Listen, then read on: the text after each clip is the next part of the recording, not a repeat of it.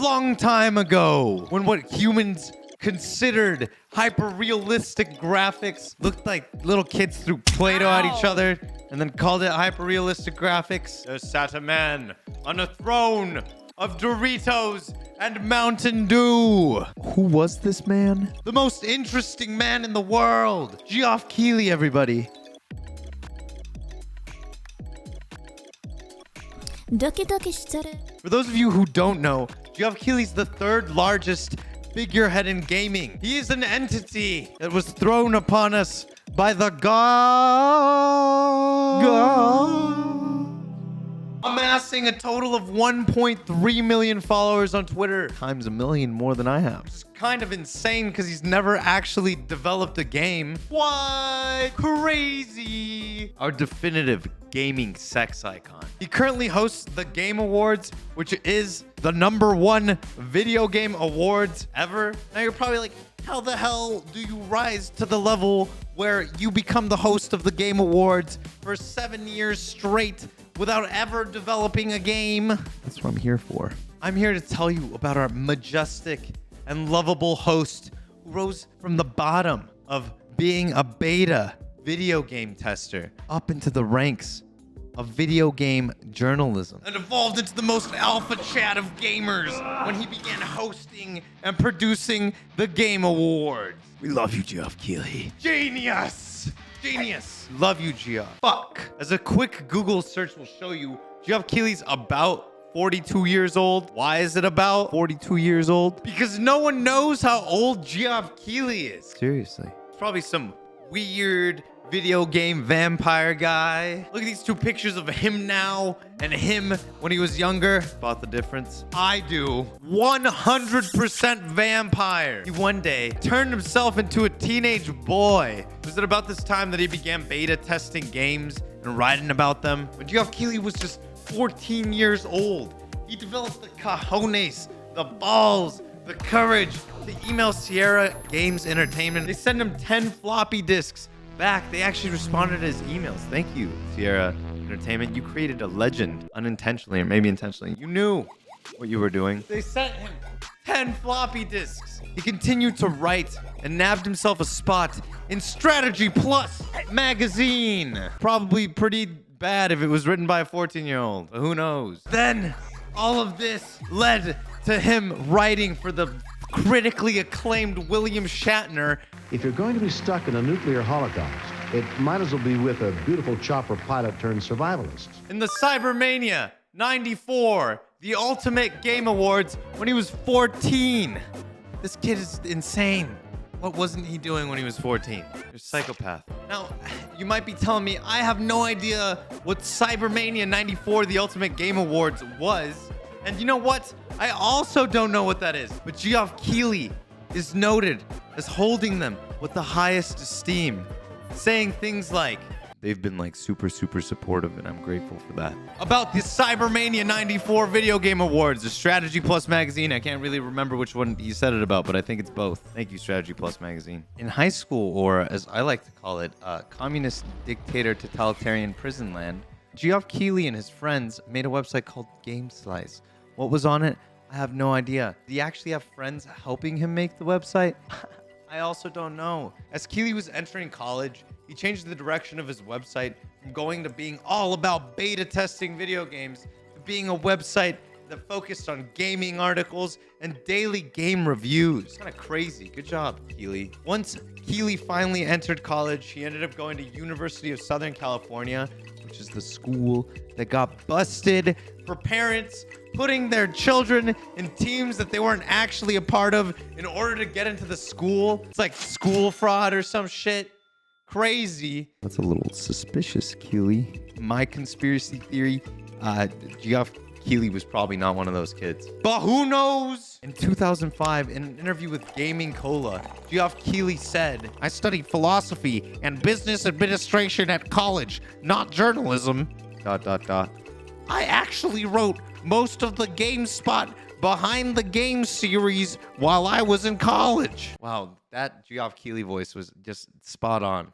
As Geoff Keighley neared the end of receiving his bachelor's degree, he almost sold his soul to the devil.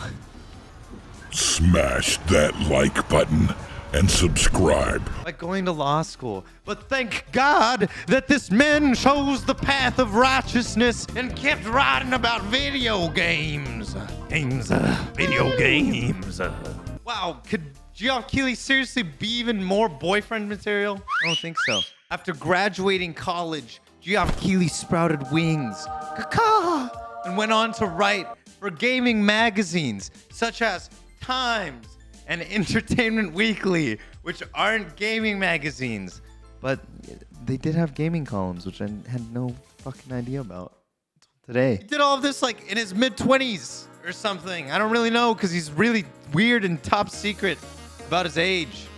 He's probably like 87 with like stem cells injected into his face every night in order to keep him thriving from being a vampire. With all of this writing under his belt in Time and Entertainment Weekly, he went on to become one of the top 30 writers under 30, according to News Bio, which is a magazine that, like GameSlice, no longer exists.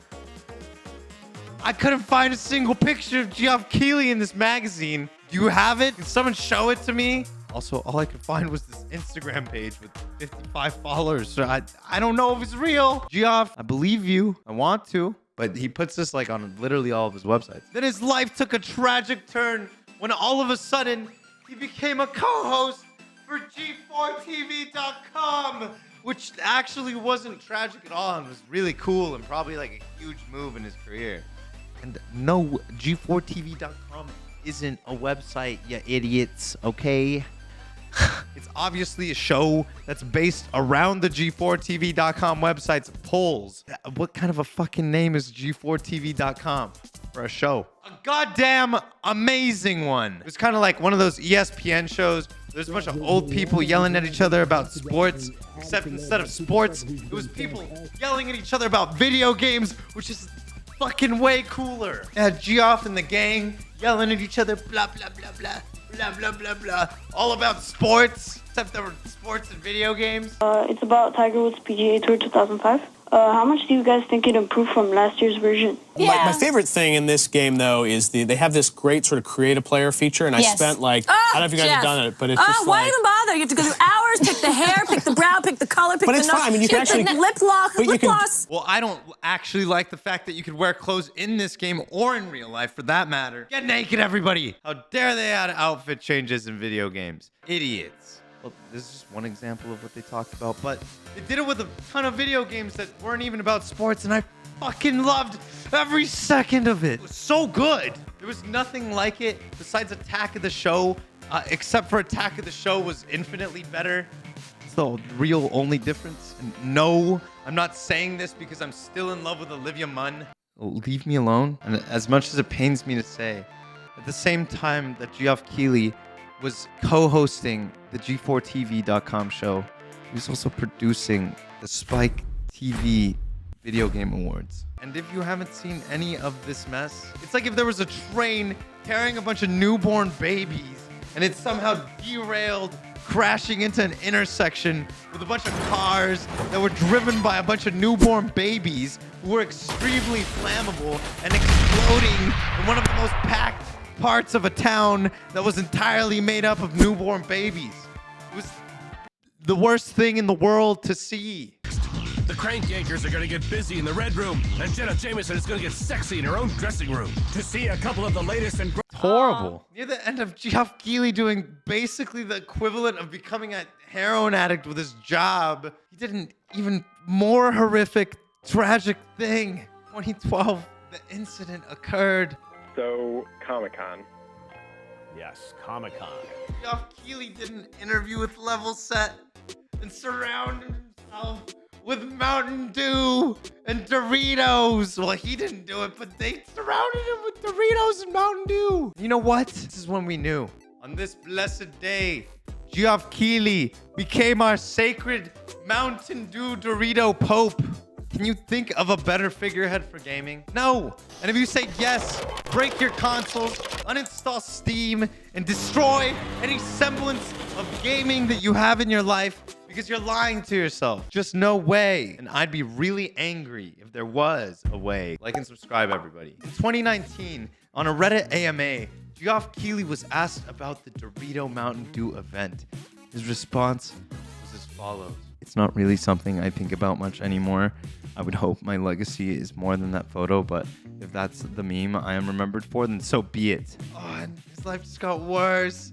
After the Dorito thing, he co-hosted Spike's Video Game Awards again with Joel McHale as his co-host and just got absolutely shit on. Yes, well, it's great to have. We appreciate you coming by. You are one of Toronto's finest. Oh, thank you, Joel. And you definitely have taken way less drugs than your mayor. Yes, Rob Ford, not our. No! Geoff! Fallen heroes. But you know what fallen heroes are great at? Rising back up.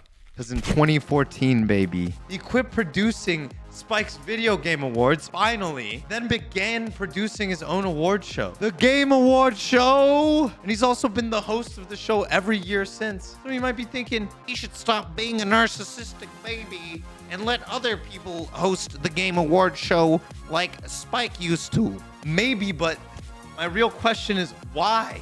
If anything, he's shown his grit. Think about 2015 when Konami tried to not let Hideo Kojima accept an award for Metal Gear Solid 5. Keighley was super quick to call him out for that. He was like, yeah, fuck you. You guys are assholes. It's inconceivable to me that an artist like Hideo would not be allowed to come here and celebrate with his peers. That's some rap shit right there. A gang war. Geoff Keighley and Konami. Hideo Kojima on his side. Would be sick. And for whatever the Washington Post's opinion is to you, they call Geoff Keighley's Game Awards the Oscars of video game. Except it's nothing like it because it's not full of woke political snobbery. Look, the Oscars should fuck themselves up. This is the shit. Whether you absolutely adore Geoff Keighley or hate him, if you hate him, you're probably a complete asshole, though. Just saying. He's done a lot of good for the gaming scene. He brought himself up with admirable dedication. He also brought games to a more public audience, which I feel like a lot of people don't really pay attention to, especially people who weren't really deep diving into video games as a child, like I was, obsessed with my Game Informer magazines. Now, this is not to say that I think that Geoff Keighley is the sole reason why gaming is doing so well. Because I think that there's a ton of people that are doing a great job at making gaming a lot more public and accessible. But he was at the forefront of spreading the knowledge of gaming. He was a journalist. That's what they do. They throw things at you. They're like, hey, read this. He literally grew up writing about video games and then was on one of the first shows about video games. And people can argue that the 1990s show Video Power was the first talk show host about video games, but it's seriously just not the same at all. That's Video Power. What the fuck is Johnny Arcade talking about? He's a stereotype of what it was probably like to be a child in the 90s. And as weird as it sounds, G4TV.com just had a lot more of a raw feel to it. Geoff Keighley really helped in the push towards video games going from nerd shit to nerd shit with artistic purpose. I remember reading an article about Shadow of the Colossus 14 years ago where it talked about whether or not Shadow of the Colossus could ever be considered art. That was like in 2008. 6 years after this, Geoff Keighley was creating a space in the Game Awards where he could actually show off games and give them the recognition that they deserved. It was extremely well produced, wonderfully hosted, and it was so respectful to the act of developing video games. You can tell that Geoff Keighley was really careful in crafting the Game Awards. He created a caring nature into the culture and world of video games. And it gave way to so many bits of wholesomeness. In 2014, during the very first Game Awards, Geoff Keighley awarded Ken and Roberta Williams the very first inaugural Industry Icon Award. Now, some of you might be like, oh, why does this matter? Ken and Roberta Williams were the people to create King's Quest, and they also ran Sierra Studios, which, if you remember, were the people who gave Geoff Keighley 10 games when he was 14 years old to beta test 2 weeks before they'd ever came out. It's a really cute moment. It's Geoff Keighley saying thank you to this company that helped him grow along the way and who created some of his favorite video games. In 2016, a year after the Konami incident, that very same inaugural Industry Icon Award went to Hideo Kojima. Last year, I thought I lost everything, but I didn't lose anything. It's so cool. Like, these people are so deserving of these awards. This is what we need. Keighley's choice for Game Award Advisory Board members is also absolutely impeccable. Like, look at this.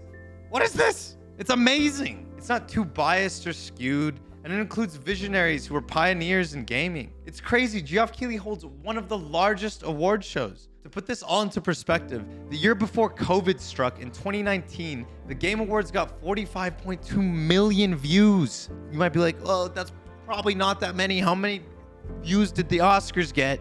The Oscars got 29.6 million, which is a little over half of what the Game Awards got, but still, that's wild for video games. And now you might be like, well, what about the Golden Globes? Golden Globes are sitting at 18.6 million views in 2019, and the Emmys at 7 million views. That's quadruple the amount of people that watch the Emmys. Over double the amount of people that watch the Golden Globes. Wild! And the views in 2020 for the rest of these shows are so much worse. Not just a little worse, but so much worse. But the Game Awards in 2020, an 83% rise in viewership. Like, holy shit. And with this, I can honestly only leave you with this statement. Geoff Keighley has to be the most prolific person in gaming who's never actually developed a video game. Like and subscribe. Thank you. Goodbye.